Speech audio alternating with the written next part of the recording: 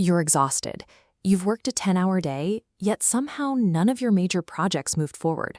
You are busy, but your bank account certainly doesn't reflect the sweat you're putting in.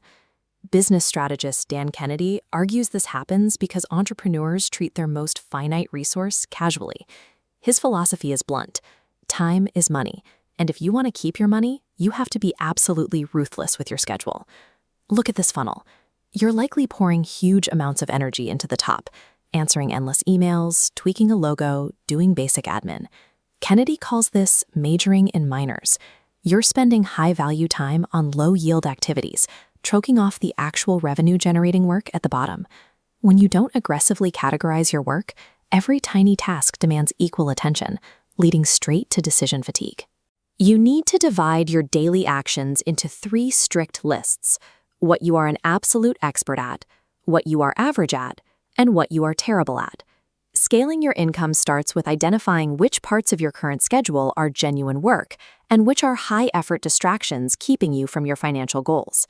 If you give yourself a week to write a proposal, it will take a week. If you give yourself an afternoon, it takes an afternoon. This is Parkinson's law. Work automatically expands to fill the time available for its completion.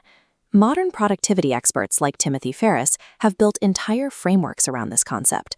Ferriss emphasizes that simply being efficient at trivial tasks is useless. True effectiveness comes from restricting your time to force high-impact results. Think about sports. In a football game, teams often score more points in the frantic final 2 minutes than they did in the entire first half. This visual shows why. Without a deadline, the vast majority of a project timeline is eaten up by idle work. To manufacture that end-of-game urgency, you have to use the squeeze tactic. Arbitrarily slash that deadline in half, or even by 75%. When the timeline shrinks, your brain abandons perfectionism and finds the absolute shortest path to a result. The time squeeze eliminates the excessive researching, the second-guessing, and the endless revisions that typically bloat a project. By understanding Parkinson's law, you realize a harsh truth. If you refuse to set a rigid, uncomfortable deadline, the task itself will simply rob you of your time. To stop that robbery, you need to know exactly what an hour of your life is worth in hard currency. Look at this equation. A highly focused working year, 40 hours a week for 50 weeks, gives you an inventory of 2,000 hours. Divide your target annual income by that inventory to find your baseline hourly value. Stop right here. Pause the video. Take your target yearly income, divide it by 2,000, and write that specific number down. Let's run the math.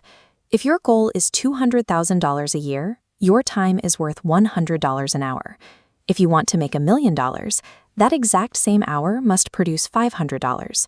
When your target rate is $500 an hour and you choose to spend 60 minutes formatting a spreadsheet, a task you could pay someone $20 to do, you haven't saved $20. You have taken a net loss of $480. Once you see the dollar value on the clock, delegating the low-level tasks on your desk stops being a luxury for the rich. It becomes a strict financial necessity to protect your margins.